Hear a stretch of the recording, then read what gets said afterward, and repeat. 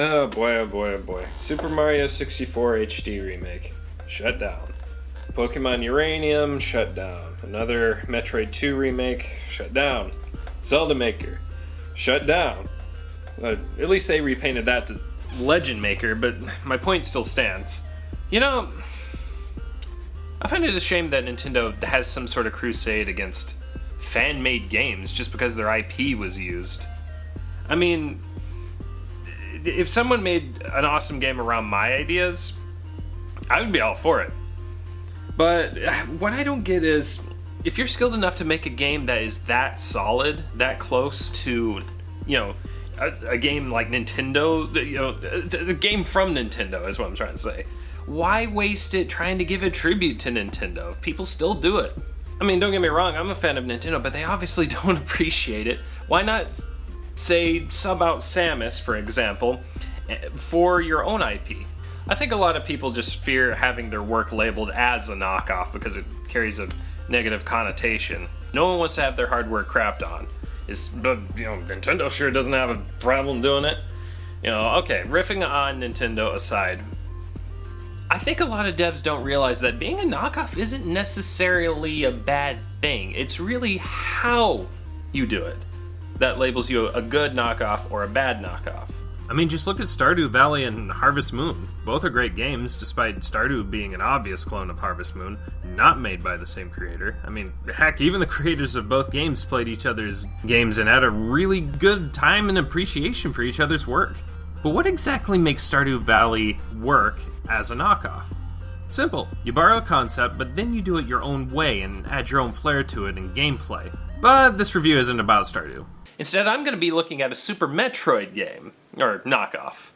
One that got a remastered version for the PC not too long ago. And the best part is, it's got polygons! What? Zeta's reviewing something in 3D for once. Okay, technically it's 2.5D, but you know, segue, whatever.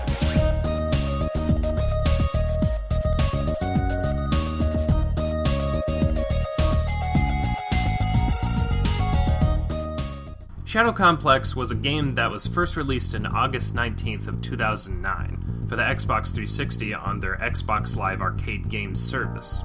It was later released again as Shadow Complex Remastered a bit over 6 years later for the PC, Xbox One, PlayStation 4, and finally Mac OS X. There was even a limited run of physical copies made by, well, limited run games.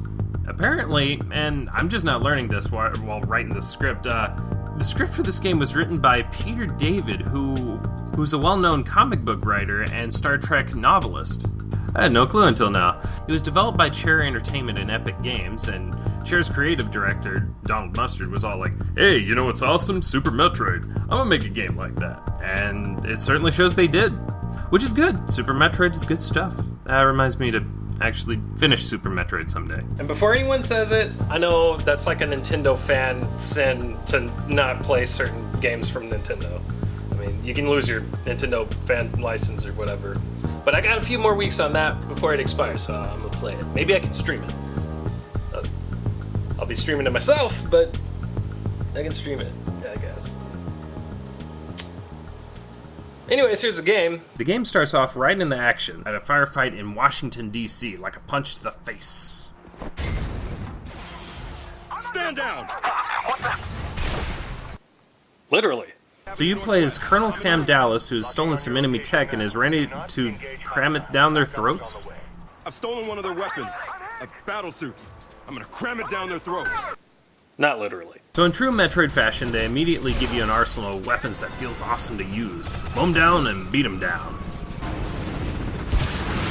The chopper, a taste of the missiles. Yeah, feels good, right? Well, also in true Metroid fashion, they immediately take all your powers away. Apparently there's someone named Lucius McOmniously named Lucius!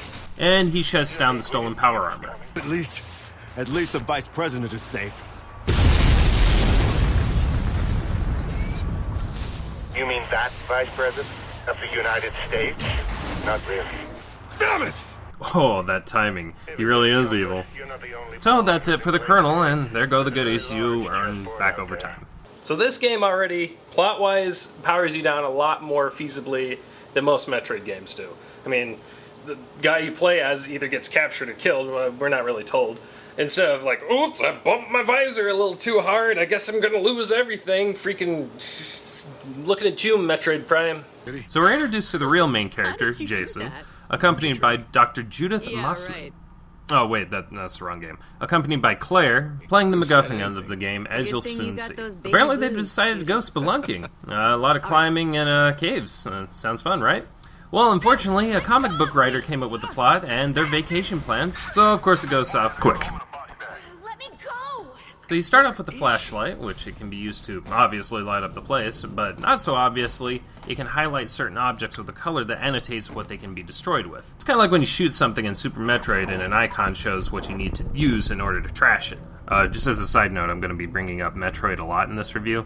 I figured it's suiting since this is basically supposed to be a knockoff of said game. So soon after, you get the climbing gear, which makes me wonder why Jason didn't already have that if he needs it to climb on ledges. I mean, why would you jump in a hole without that? I mean, do you inhale after you jump in the water too? Jeez. Trust me, I tried that once. It didn't work. The game wastes no time in introducing you to the map stations that'll map out certain parts of the map.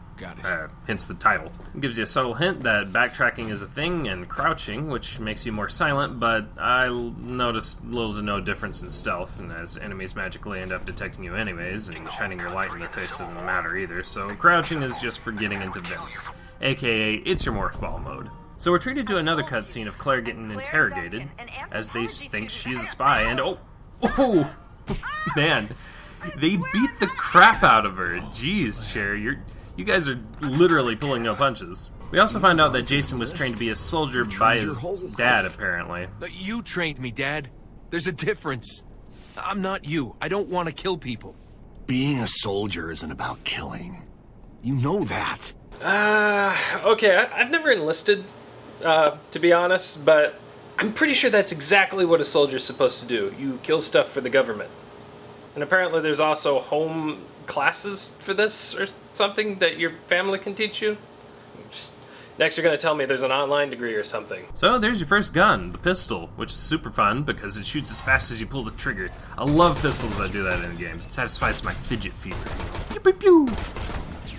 So in case you didn't notice from the footage, this is one of those 2.5D games. When you shoot something, it can be in front of Jason as you'd expect, but they can also be in the background, or if you kind of aim where they would be if they slid into the foreground, Jason automatically shoots at an enemy accordingly, which is a pretty awesome concept and it feels a lot better than it sounds. Albeit it's a touch buggy when Jason overlaps the enemy from his plane of movement and they're in the background, or if there's an explosive you want to shoot instead of an enemy. It doesn't happen often, but it often does get troublesome if you're using dual stick controls. See, with Remastered on PC, you can control the game with a controller or mouse and keyboard.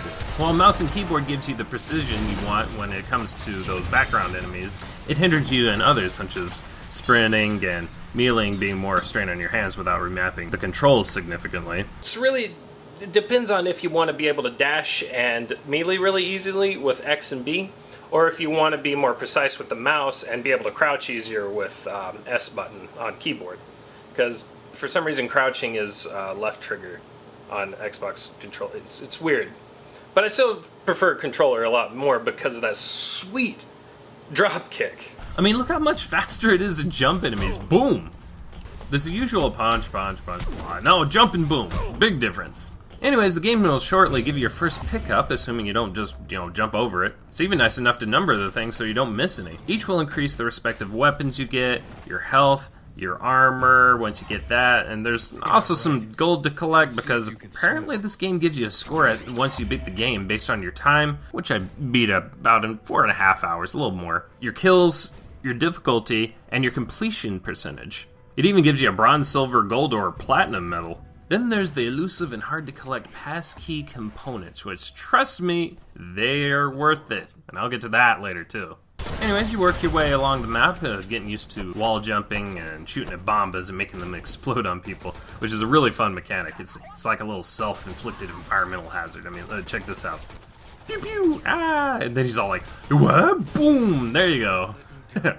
Also, what's a Metroid knockoff without auxiliary weapons? So you get your grenades. Grenades? All right. Cool. Can't wait to test him out on that thing. Okay, here it comes. Here's your real first boss fight. And it's okay. The game tries to make this a puzzle boss where you're supposed to throw grenades into the leaking gas pipes it breaks open, which I do, but your gun actually does damage to it normally too, so in essence, you can hammer away at the boss until it croaks from gunfire. In fact, this applies to the whole game. I could totally see somebody doing a pistol-only run through this game. In fact, there's an achievement for collecting only the bare minimum items through this game. Really though, this is probably in place so you can kill bosses when you're out of ammo, which is unlikely because if you collect all you can as you go, not counting any backtracking, you'll have plenty. The game actually throws these little pickups at you like crazy, and I think each time they refill your ammo and increase your maximum. Not to mention, there's also a matter of leveling up and getting infinite ammo that way too. Fire away. Alright, I didn't mention that, did I? Yeah, the game has a level system in which you get experience for enemies defeated and for every square of the map you discover. So my need to fill in every possible square I can finally has a purpose. For each level, you get a stat boost to accuracy, precision, and stamina, and from what I can tell, those stats do absolutely nothing. But you can also unlock unlimited items and the ability to have the game map out the entire map all at once. And it also carries over from playthrough to playthrough. But yeah, that's kind of the gist of the game. Explore, have the objective, get a thing, shoot people with the thing, eat some cheese, etc., etc., etc. So on we go to the next boss that pops up shortly after the last. Claire is taken away to another part of the base, which isn't that far away actually. I don't know why they're using a helicopter. All the while there's guards just staring off into space or something. I mean, seriously, look at this. Oh, should we shoot him? No, he's having an episode. Let's see can.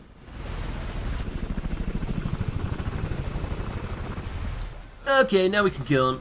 Anyways, here's one of the Devastators, aka the Diet Coke of Metal Gear.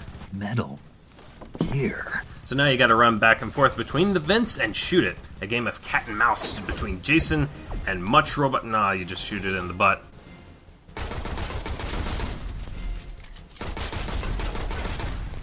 Just like real life. Okay, to be fair, I did exploit a little bit of a bug there in that boss fight.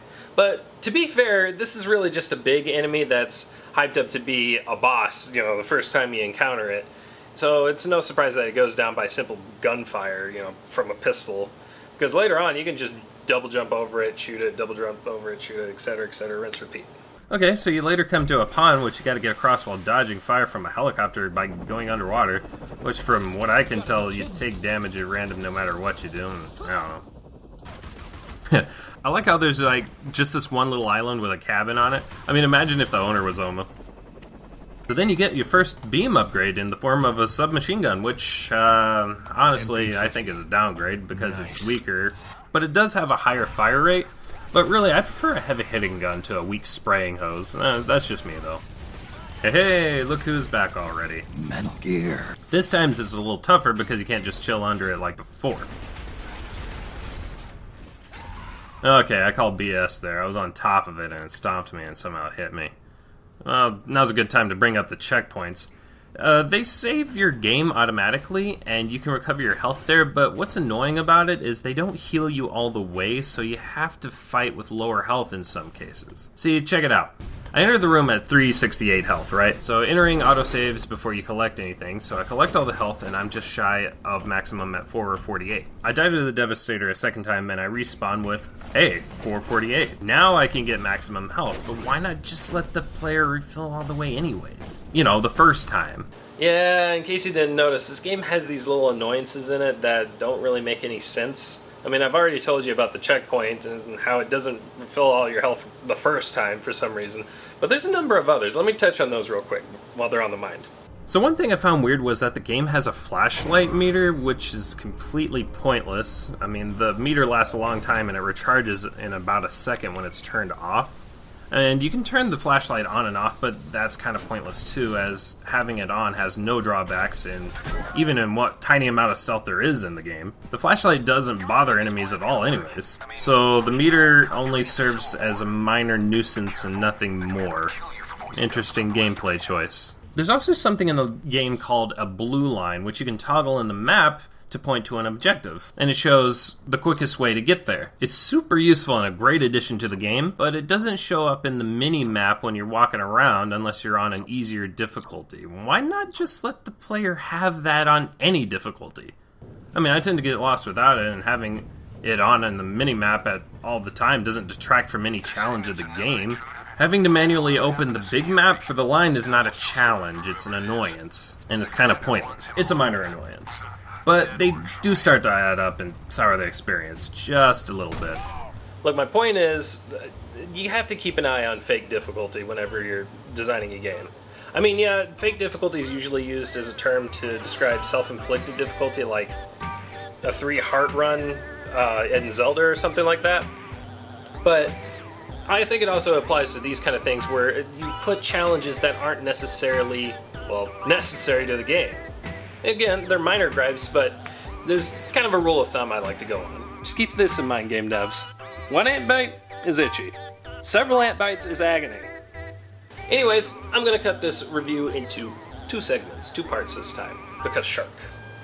And the reason for that is, well, people are busier and, you know, attention spans are smaller. Seriously, some people can't pay attention at all, and that makes my ADHD look like, oh, I'm a supermind of some sort. So I hope you'll tune in next time, and I'll get back to you with part 2 soon. Thanks for playing.